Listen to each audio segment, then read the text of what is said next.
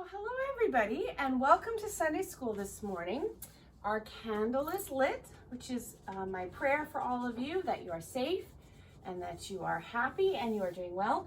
We're going to put the candle over here. Amelia's already working on our craft project today. So today we're going to make tents. So here's just kind of an idea of what it's going to look like, but ours is going to even be cooler than that. And then we're going to start by getting a piece of paper, whatever color you want. So Amelia's is pink. Time for the hearts, yeah. Amelia's is pink. I'm going to use white. And we're going to draw some special stuff on it. Now Amelia knows what we're going to draw. Or you could paint. We were going to paint, but we've lost our paints. So they've sort of disappeared in our house. So what we're going to draw on it or paint is things that remind us about God's love. So Amelia has drawn a rainbow and she's drawing a heart. I'm going to draw some rainbows, I think, and I'm going to draw some hearts. I like that idea. And some trees and some birds.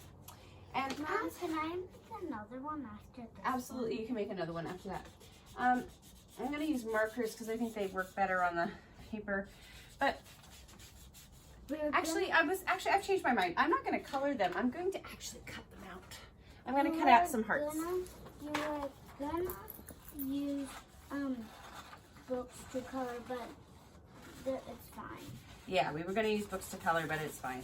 So today's story is all about Jesus talking to his friends and saying something kind of different to them.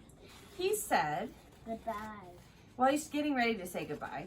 And he says that he will always stay with them. But he says it in a really funny way.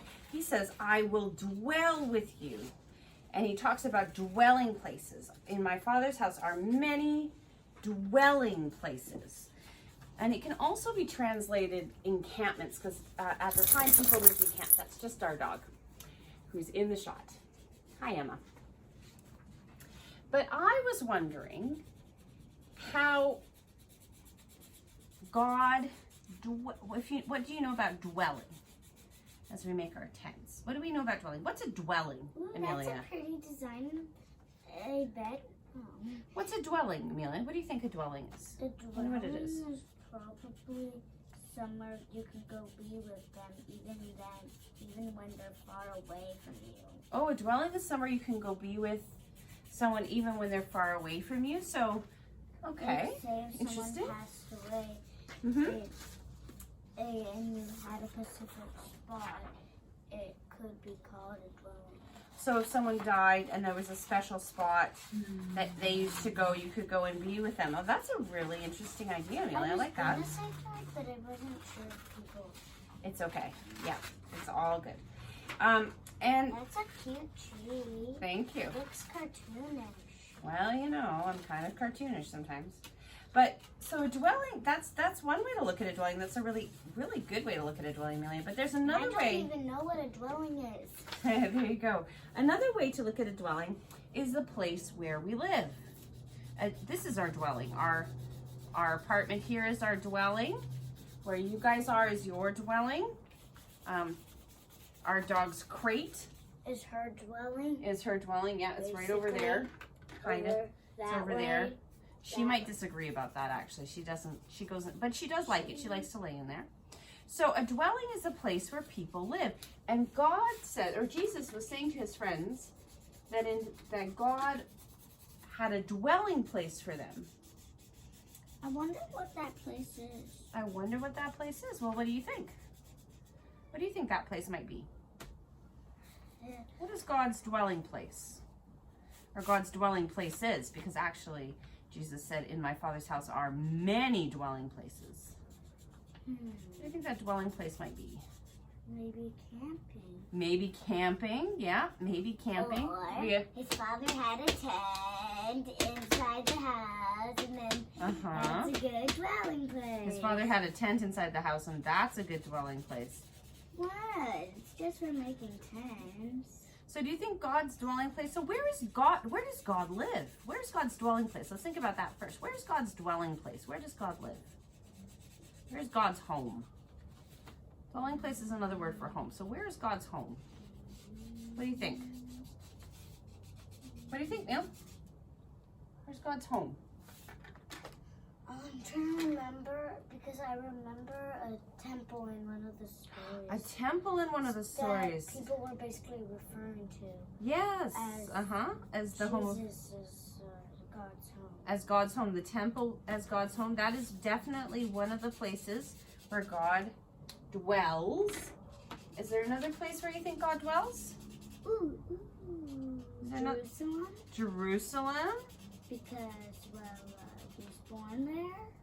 Well, I don't think God was born there, but Jesus was born near Jerusalem in Bethlehem.